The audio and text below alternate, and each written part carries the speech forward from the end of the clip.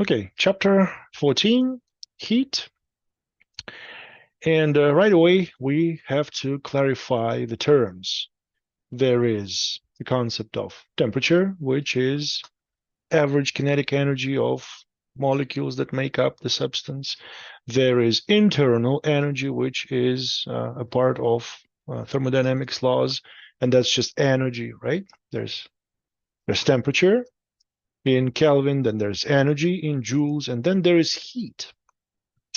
And heat is the process of energy transfer. So if there is a transfer of energy of any kind, that's what we call heat. See, those are three different things. Average kinetic energy of motion for molecules, the type of energy that a thermodynamic system has, and the energy transfer between thermodynamic systems. So heat is thought as a material that flows, but it's not. It's not material. It's the energy transfer between a system and the environment. Why is there an energy transfer? Why is it even possible to transfer energy? Because there is a temperature difference between the system and the environment. Guess what's gonna happen if there is no temperature difference between the two? There will be no energy transfer and the heat would be zero. So be careful with your notation and the terms. Temperature, internal energy, and heat, three different things. And you can't misuse the terms. You can't flip-flop terms for no reason. Units are joules, which is the same as energy. And it should make sense because it's the transfer of what? Transfer of energy. So the amount of energy transfer is still in joules. It's what was, say, lost by the environment and gained by the system, or vice versa. Sometimes you hear calories, and this is not System International, so do not do calories calculations. You should convert to joules, and that's the conversion factor. 1 calorie is about 4 joules, and be careful with food. Those are not calories.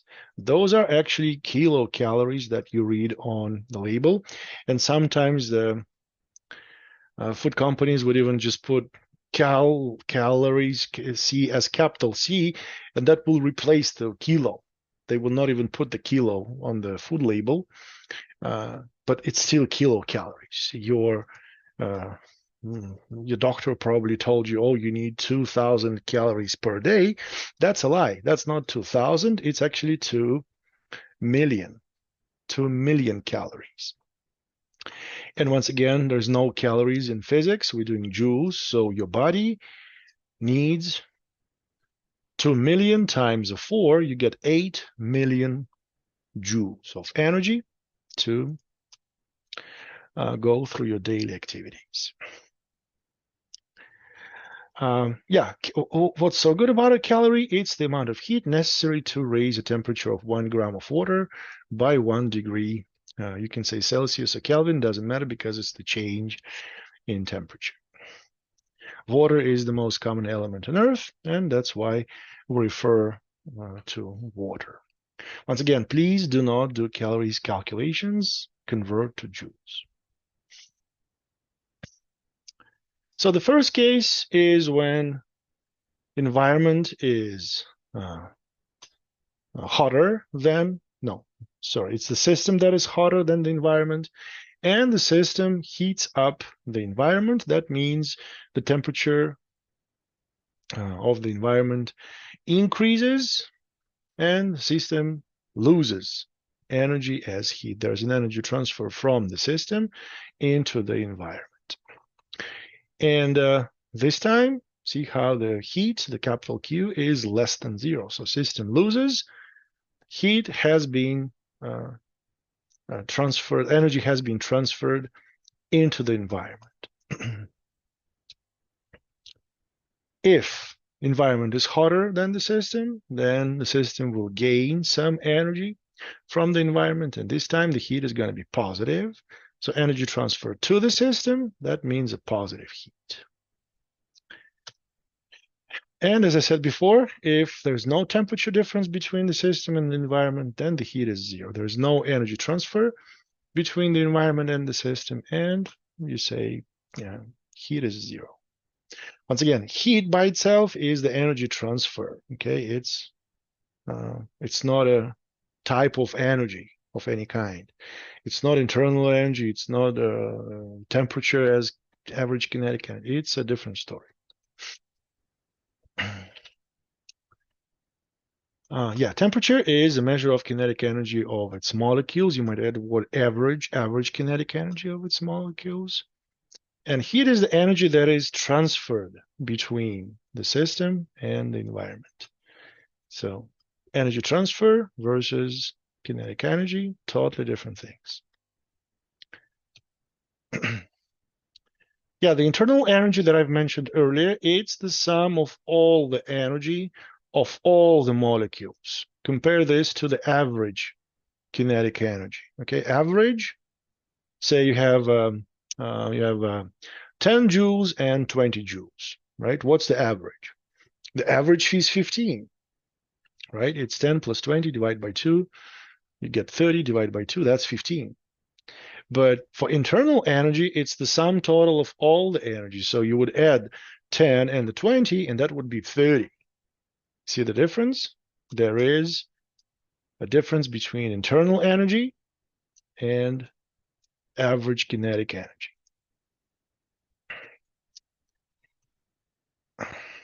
Yeah, here's a good example. We have 2 cups of coffee, same temperature, and therefore same average kinetic energy of molecules. Now, the internal energy is going to be is twice as much as 1 cup because you have 2 cups. So you combine the energy from the first cup together with the energy of the second cup. And if you want the average would be just 1 cup plus the other cup divided by 2. You'll still get the value of 1 cup. And then the heat is the energy transfer between the hot coffee and, say, cool surrounding air.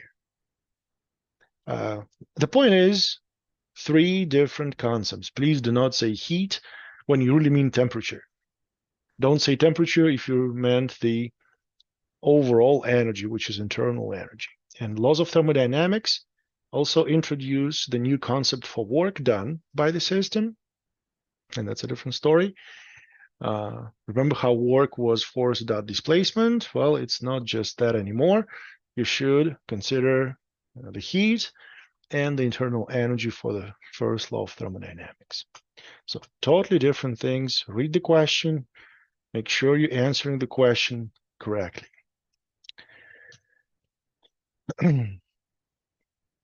Yeah, so you have internal energy of an ideal atomic gas, and it's the average kinetic energy per molecule multiplied by the number of molecules. See how it's not an average just by itself, what we call temperature. It's the number of molecules, total number of molecules that also enters the equation.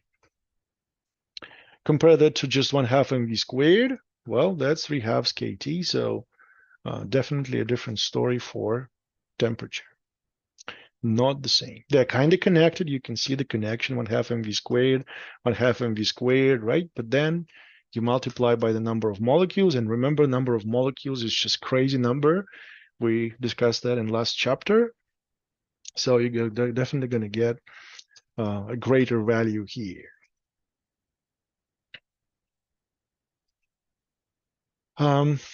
Yeah, so for chapter 15, this would be important. One of the components for the laws of thermodynamics. In case you want to calculate the energy transfer or the work done, you would consider 3/2 nRT for an ideal monatomic gas. If you have more than 1 atom, that's going to be 5/2, and 3 or more, I believe it would be 7/2. Well, that's a topic for the next discussion.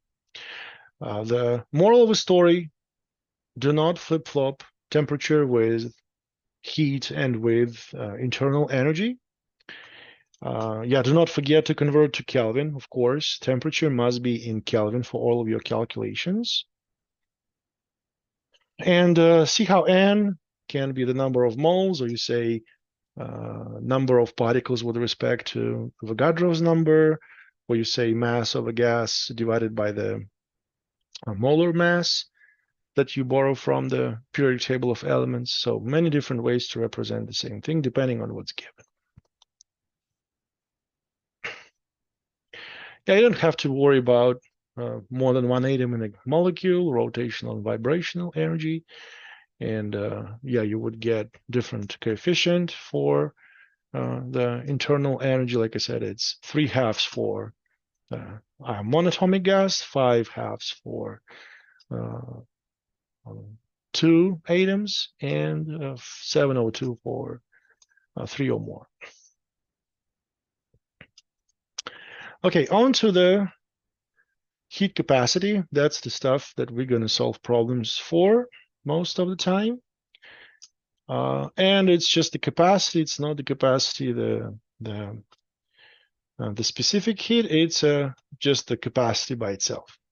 The definition for that capacity is just the coefficient for a certain substance that defines the amount of heat with respect to the temperature change between the final and initial conditions, which is just a table value. You look in the table, you find the heat capacity in that table, plug it into this equation, and solve for whatever is missing.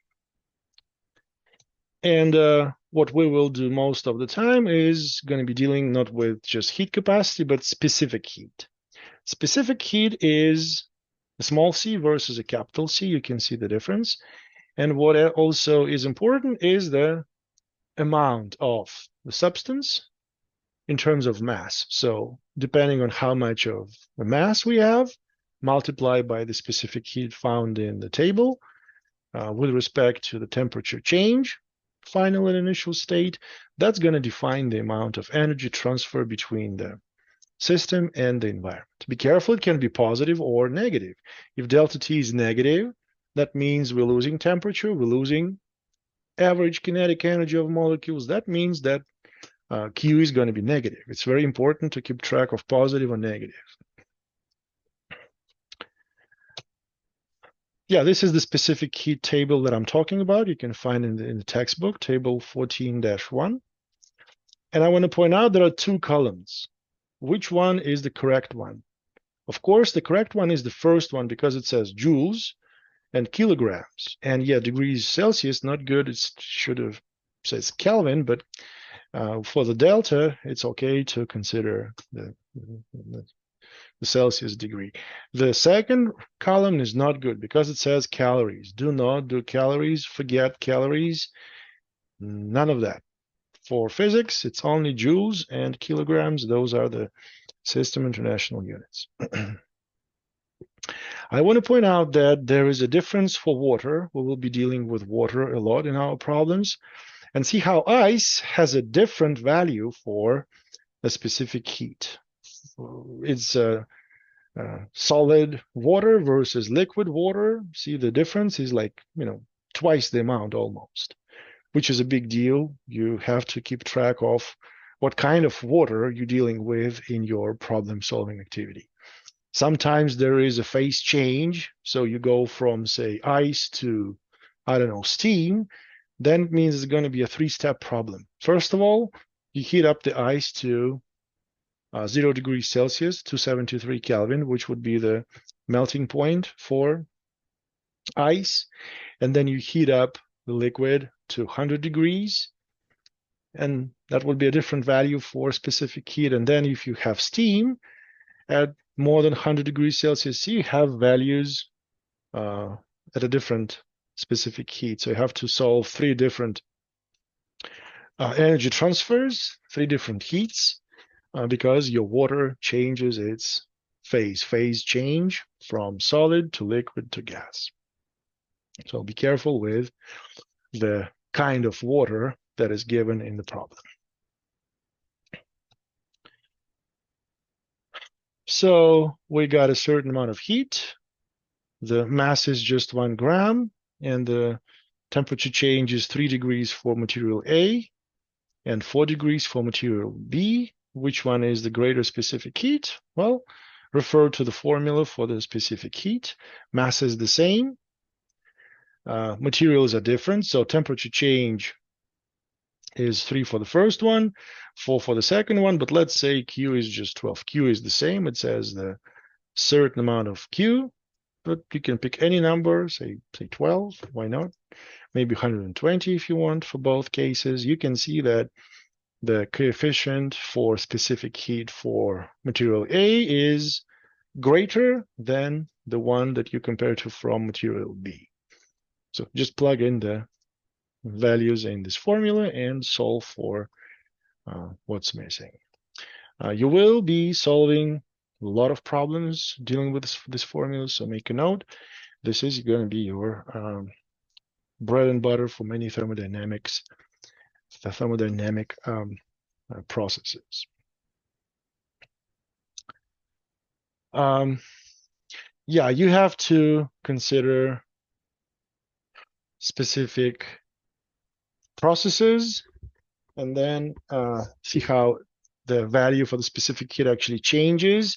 If you're talking constant pressure versus constant volume process, not too much of a change, but still a noticeable change that you have to keep in mind every time you're given a specific ISO process. ISO means that something's kept constant. Constant pressure, constant volume, you have to refer to those special tables. So, solving problems. First of all, we have a couple definitions. The first one is the closed system. That means no mass enters or leaves the system, but energy may be exchanged. An open system means mass can be transferred as well. So it's very important because if your system loses mass, you have to consider the change in mass as well with regards to the specific heat as well. And an isolated system means closed system, and not even energy is transferred. So open system, everything is possible. Closed system, energy can be transferred, but mass cannot. And an isolated system is the most strict restriction, when nothing can be transferred. With isolated system, you say, hey, if energy cannot be exchanged, then there is conservation of energy principle, and energy lost by one part of the system is the energy gained by the other part of the system, because the total amount will be conserved. So you can say heat lost equals heat gained, but you have to be careful with the values, because heat lost is energy lost. It's loss of energy. That means it's a negative value. And heat gained by the system is heat being positive. So technically you're saying that is, hey, it's negative equals to positive. Well, that's not equal. You can't really say that. So for your calculations, I have it here. Yeah, so for your calculations, I suggest you say one plus the other equals to 0. That will make more sense, because what is, say, gained by fridge, and that would be positive, and then something is lost by water, that would be negative. You add them up, and you will get the 0 change overall as the conservation of energy statement. So this is a better way of thinking about it. However, if the statement of heat lost equals heat gain makes more sense to you, okay, go ahead, but don't forget to put an absolute value on both sides so that your negative value is not equal to positive. Number-wise, it's the same, but positive or negative, it's very important for a thermodynamic system. Is it the loss of energy or is it the gain of energy? Okay, on to the calorimeter. That's the device that allows us to actually measure stuff in thermodynamics. And there is such thing as ideal calorimeter. That means that there is no energy lost on heating up or cooling down the calorimeter itself.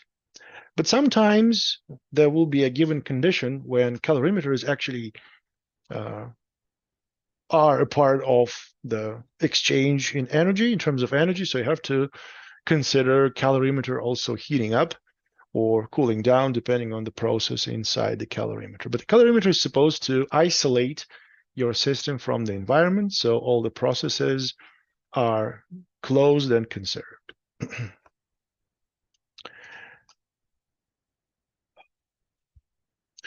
So yeah, energy is required to not only heat something up, but also to change the phase. You have, once again, solid, liquid, and gas. We're not going to do plasma here, so just three possible scenarios. And you can see how you start with ice at negative 40 degrees Celsius, and then 0 Celsius is the melting point. And that requires some energy, by the way, to convert ice into water. So some energy is needed to heat up the ice to melting point. Then some more energy is needed to convert ice into water. And then you're heating up water. See how it's all liquid to the boiling point, the condition when your liquid is ready to be converted into gas. And then see how much more energy is needed to actually convert everything to gas. The water vapor is the most energy inefficient process that we have to deal with in our power plants, because you know how power plants operate. It's a steam, water vapor, steam that rotates the turbine, and turbine is introduced into a permanent magnetic field, and there's a change in magnetic flux, and energy is generated from the electromagnetic induction principle, that you'll discuss in next semester. The point is, it takes hell of a lot of energy to convert water at 100 degrees into steam at 100 degrees. See how there is no change in temperature, and yet you still have to pump in energy into the system in order to convert it to the next phase. So phase change is a huge deal in terms of the energy balance, and you cannot ignore it. It's not just from negative 40 to 0, from 0 to 100, and boom, you have all the steam. No, there's also the so-called latent heat that you need to convert from one phase into the other, solid to liquid, and liquid to gas, to be more specific. Yeah, it also works backwards. If you want your steam to be converted into ice, you have to remove energy. And first of all, you will remove this amount, and you'll still get water at 100 degrees, but now it's going to be all liquid, and then you cool it down to 0 degrees, and it's still water. And then you remove some energy, and that becomes ice, and then you cool down the ice even further. And remember, specific heat, you will be dealing with 3 different values. Make sure you keep an eye on the specific heat for ice or liquid or gas. Those are different values.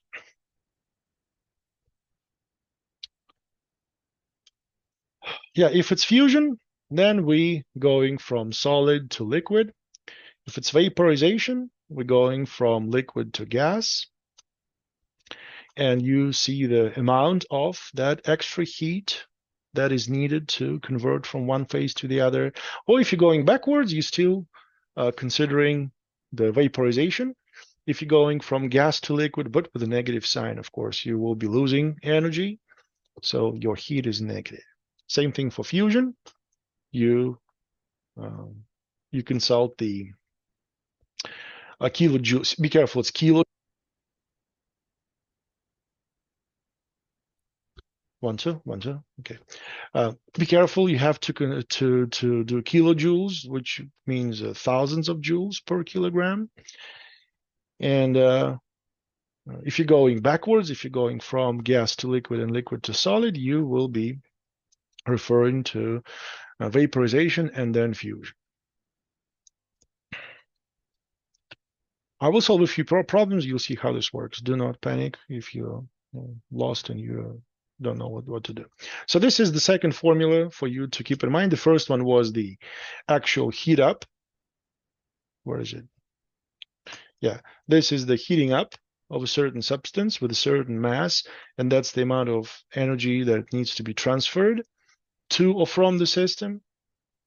And this one is the amount of energy transferred to convert it from solid to liquid or liquid to gas, or going backwards. The capital L is what you see in this table. Be careful, once again, those are kilojoules, and do not do kilocalories. Forget calories.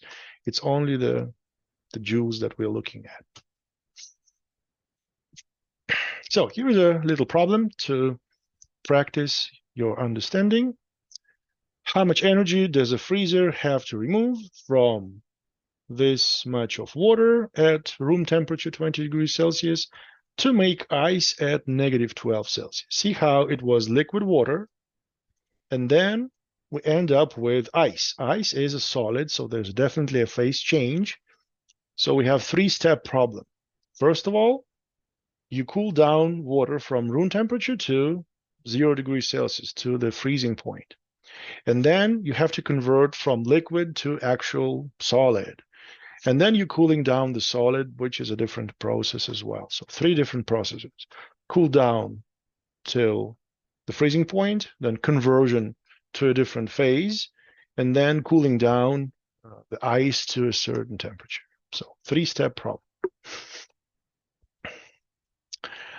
Because we don't lose any mass, it's the same amount that we're going to end up with, and energy is only exchanged between the freezer and the water. There's no loss of energy. It's the amount of energy that is gained by fridge, which would be a positive value, and amount of energy lost by water. If water is our system, that's going to be a negative value. And the overall change in terms of energy transfer is 0. One part of the system gains a certain amount, the other part loses a certain amount. Overall change is 0.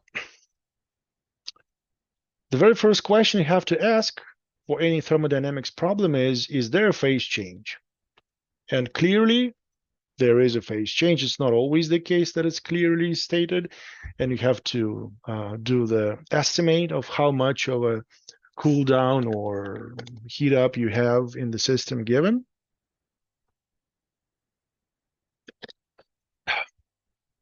So not this time. This time we clearly have water, and then it says ice. So yes, change from a liquid to solid. So you have to consider not only the Cm delta T, but also the latent heat that you have to use for the transformation between the liquid and the solid. So how much energy is lost by water? First of all, it's water, it's liquid water, times the mass of the water that is given. And take a look at the table.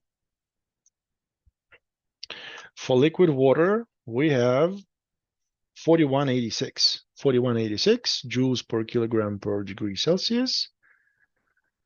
So 4186. See how I say Kelvin, not Celsius, because Kelvin is the System International. That's a better way of representing the specific heat. We have 1.5 kilograms given, and the delta T, the change between the, so it's final takeaway initial. What is the final temperature?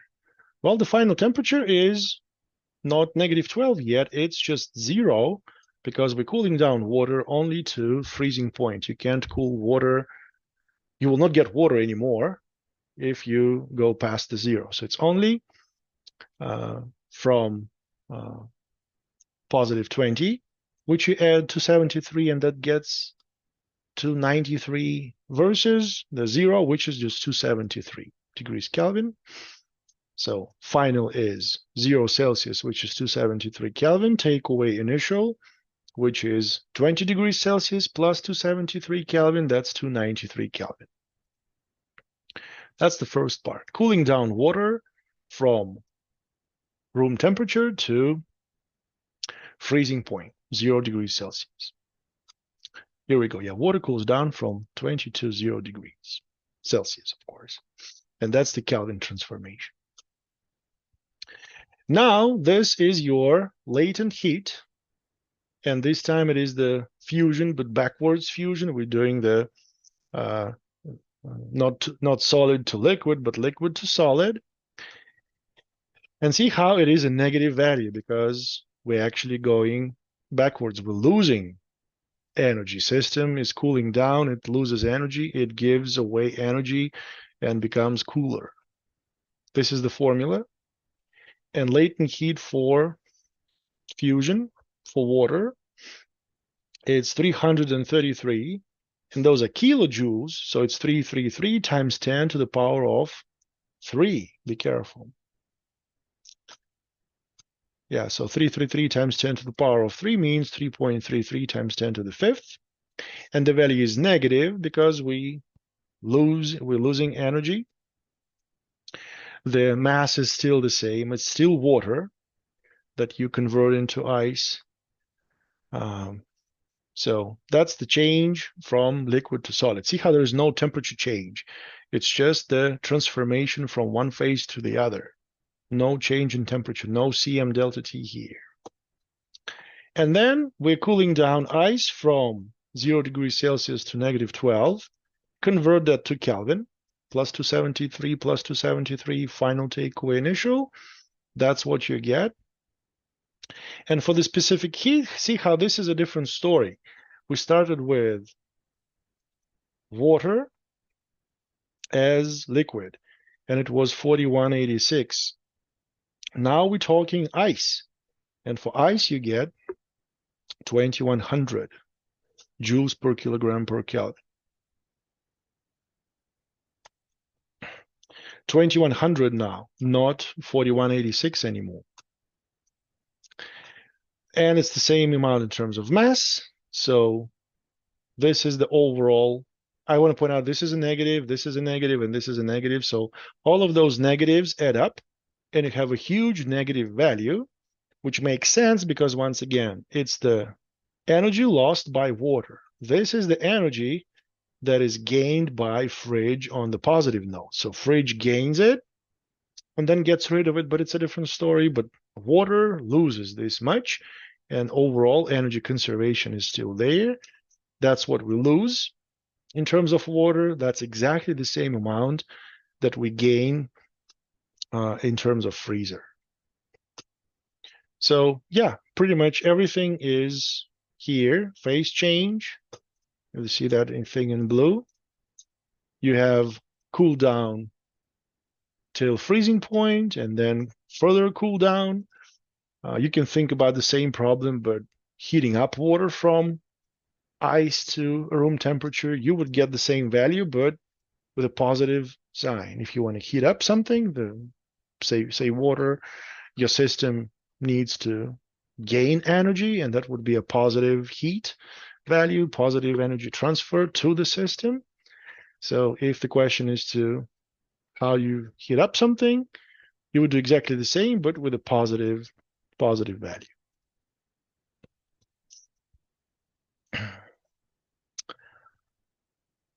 Yeah, you don't have to go to molecular level. This is not a chemistry class, but you can think about the heat added during a change of state, and there's no increase in kinetic energy, but rather breaking down the bonds between the atoms of the molecule. Remember, there were 3 different types of crystalline matrices, and you have to break those bonds in order to get from solid to liquid, and even further from liquid to gas. You have to add energy to the system to do so, but you don't have to go that too far. Okay, now conduction. It's not just conduction, it's one of the ways to transfer energy from one object to another. You also have convection and radiation, and I'm pretty sure you've noticed how radiation, for example, works. Today is a hot day, step outside, and right away you will feel the radiation from the electromagnetic radiation from the sun, hitting your body and heating up your body to like temperatures that you start sweating and you need to cool down, or you can just die from a heat stroke. So radiation, can be absorbed, and that's not good. Your body, on the other hand, also emits radiation. Did you know that your body's temperature is about 310 degrees Kelvin? That corresponds to infrared, part of electromagnetic spectrum. So your body emits real world radiation, and that's how cops can find you in a deep forest. They will put on the what you call night vision goggles, but I would rather say infrared vision goggles, and they will see the radiation coming from your body versus the environments that's going to be cooler, and they will see you like a Christmas tree lit. In the deep forest, you will be like lit as a Christmas tree. You'll be shining in that infrared spectrum like a Christmas tree. So you will never hide from cops. Don't do it. They know how to find you without dogs and helicopters just because your body emits infrared radiation. So let's think about a spoon inside a cup of hot tea. I'm pretty sure you've noticed that after some time, that spoon is going to get hot, and it's really going to be hard for you to pull it out because it's going to be hot. And this is exactly the result of conduction. It's the conduction that takes place when there is a change in temperature between 2 points. You had cold spoon and hot tea, so energy will naturally flow from hot to cold, and eventually will heat up the spoon up to equilibrium, thermal equilibrium point when they will have the same temperature. What's going on here is the motion of molecules, that the ones that move faster transfer some of that momentum to the ones that move slower, and eventually they move at the same rate. So temperature of the spoon is increased, means some extra kinetic energy has been transferred to the spoon from the hot tea that has extra kinetic energy to share with a cooler object. This is the equation of thermal conductivity. This is a very simple version of what we call a differential equation for conduction. We're not doing differential equations, of course, at this course, but once you hit differential equations math class, you will be solving the same problems at a much more complicated level, but still a good estimate for that complicated equation. Let's replace it with something that doesn't have any derivatives and antiderivatives, just a simple rate of energy transfer. And by rate, I mean with respect to a certain time interval. You're going to need the coefficient, what we call thermal conductivity, depending on the material. The cross-sectional area, that's what is shown on the diagram. You can see that it would be the point of contact. The area of that point is what we consider the surface area here. Now, temperature difference, cold versus hot. And the L is the length of the system. You can borrow the thermal conductivity coefficient from this table. And what you see here is that it's silver, copper, aluminum. Those are the winners in terms of conductivity. That's why they are so valuable on the market, because they have the highest thermal conductivity coefficients. If you want to build a, say, power plant, and there are enormous loads, thermal loads, you want your heat transfer objects being built from copper or silver. Copper is also a very good choice in terms of heat loads being transferred to or from a system. That's why you have to pay a lot of money. On the other hand, you want your house to be thermally isolated from the environment. You don't want your house to cool down during, say, harsh winters. Yeah, I know it's not the case in California, but say at East Coast, you definitely want to introduce some, I don't know, polyurethane or wool that you put in between the walls of your house so that it prevents the thermal energy leaving the house, and you live comfortably during the winter. So you have to pay for good insulators as well. So not only conductors are valuable, but on the other hand, thermal insulators are also um, an expensive material. So let's think about a polyurethane box. By the way, that's the box that you call the cooler, and you can buy one at Costco and bring your drinks to the beach. And there's like a picnic, and you have the total wall area of a cooler as 0.8 meters squared. That's the surface of the thermal contact. The thickness of the wall is 2 centimeters. And let's say you fill it with ice and cans of cola at 0 degrees Celsius, which would be 273 Kelvin. For your reference, it's about 32 degrees Fahrenheit. But please don't do Fahrenheit and don't do Celsius. We need to convert to Kelvin. So the question is, how much of a heat will enter the box if outside temperature is 86 degrees Fahrenheit, which corresponds to 303 Kelvin, and how much ice do you need to keep the drinks cold for the whole day? So a very, practical problem for application is clear.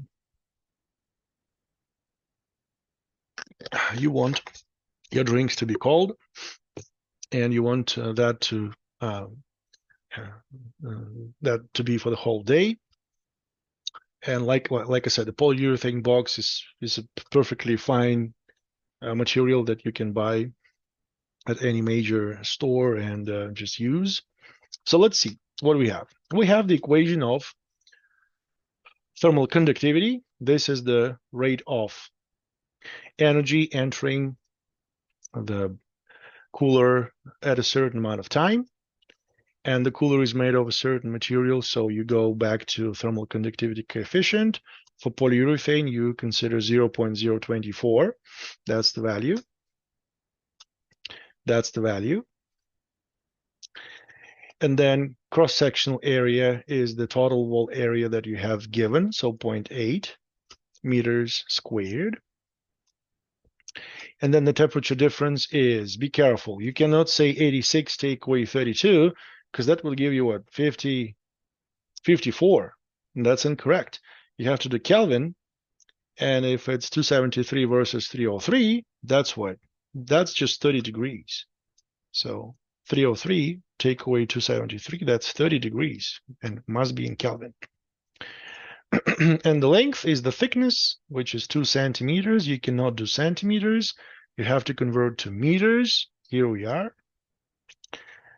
And you get 29 joules per second. So this is the energy transfer to the polyurethane box from the environment. So your ice will melt at this level, at this rate of change.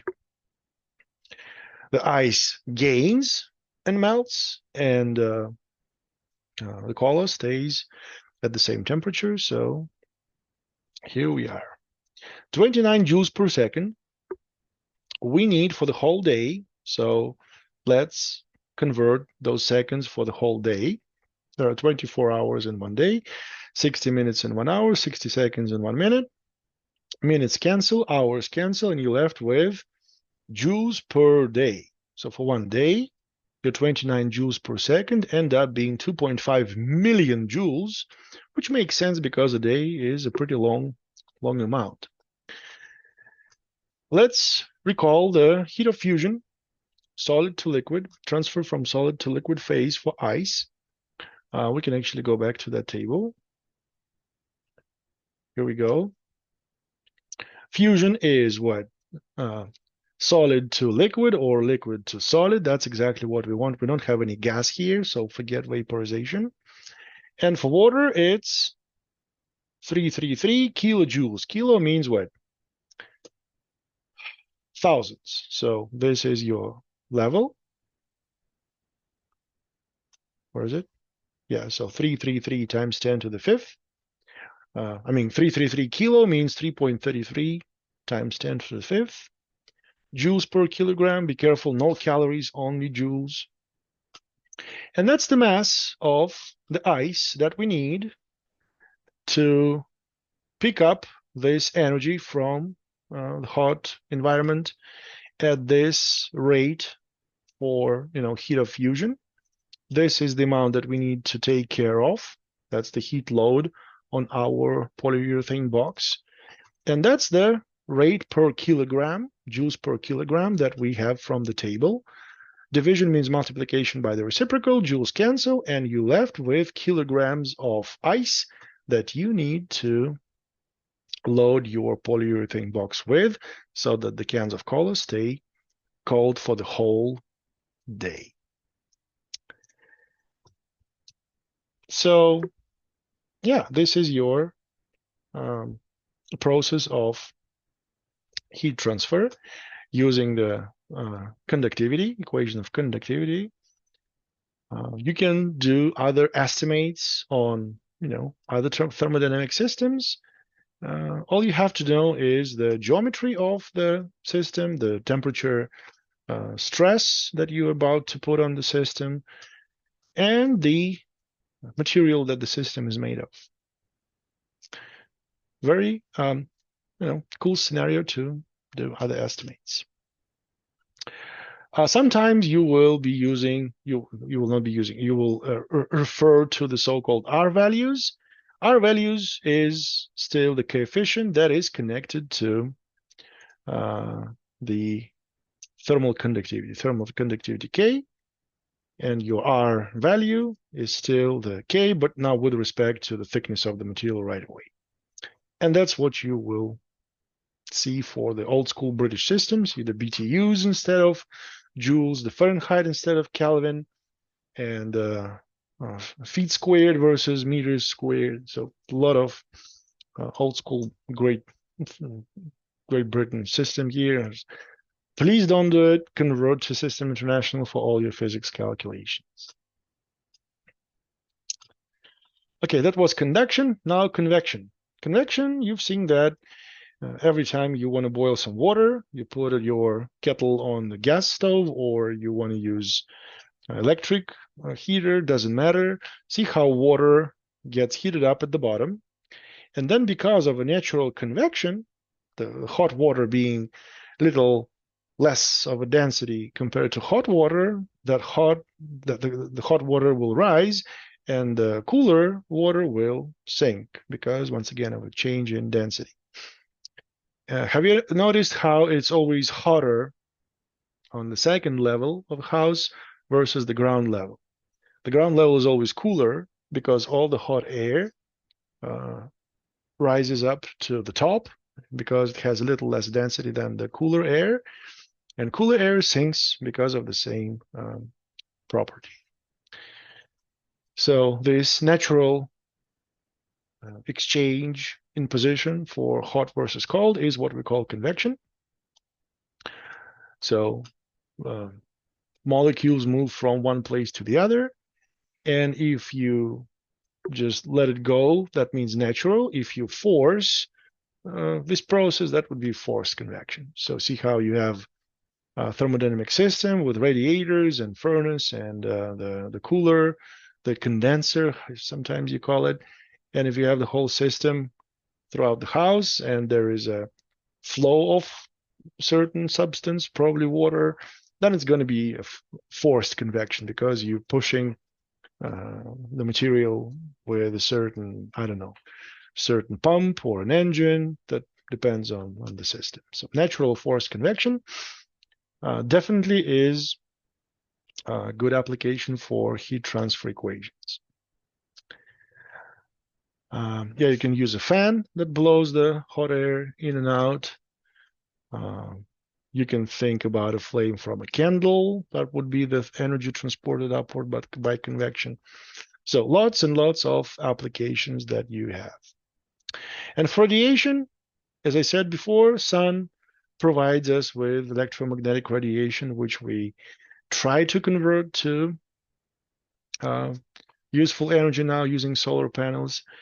In fact, it's a very energy efficient process. Like solar panels, it's definitely something we want to invest into.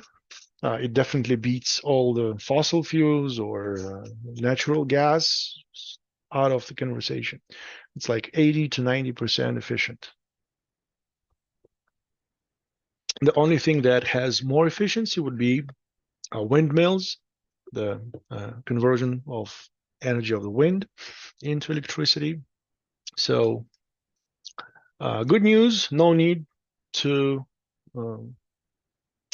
provide some medium for carrying the heat. It can travel through empty space from the sun all the way to the earth. And electricity and magnetism class actually speaks about electromagnetic theory that allows electromagnetic waves to propagate. So you definitely want to take that class. If you want to know more about electromagnetic radiation, the equation here is somewhat similar to what we just did for conduction. And there's also a differential equation level, different level of complexity once you hit the advanced classes. For now, it's just the Stefan-Boltzmann's constant, the sigma. Surface area is still there, and temperature goes to the power of 4. Be careful, and it's going to be Kelvin that you put to the power of 4. And then the epsilon, which is the emissivity, which characterizes the surface. And see how it's only 0 to 1. Black objects receive 1 because they can absorb large volumes, and every time you put on a black t-shirt, you would probably start sweating much faster compared to something brighter colors. So your emissivity just characterizes the surface that absorbs or emits radiation. Yeah, if you're sitting in a cool place, your body radiates more than it produces, and you shiver, and your metabolic rate is increasing because your body is still like a heat machine. You can produce that thermal energy from converting from, say, you eat a Snickers bar, there's chemical energy stored in it, and you can convert that energy into thermal energy and heat up your body. Or you put warm clothing. That means what? You're increasing the insulation, and the thicker the clothing is, the more effective it is going to help you to preserve the thermal energy next to you so you don't get cold. So all of those processes are governed by physics, and if you go deeper into thermodynamics, you'll definitely solve a lot of problems with either isolation or, on the other hand, to intensify the heat transfer, depending on the system you're working with. It's a good idea to keep in mind that the amount of energy that reaches Earth from the sun is about 1,000 watts per meter squared.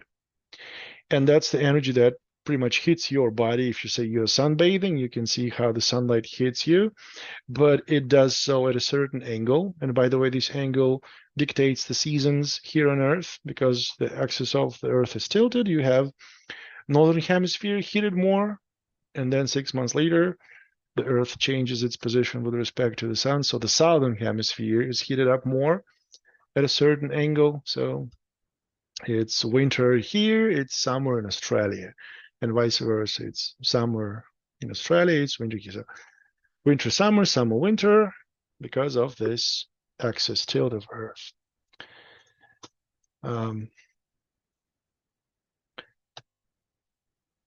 Yeah, that's what I just explained. So this is summer for North, winter for Southern Hemisphere, and it's summer for Australia and winter for the United States.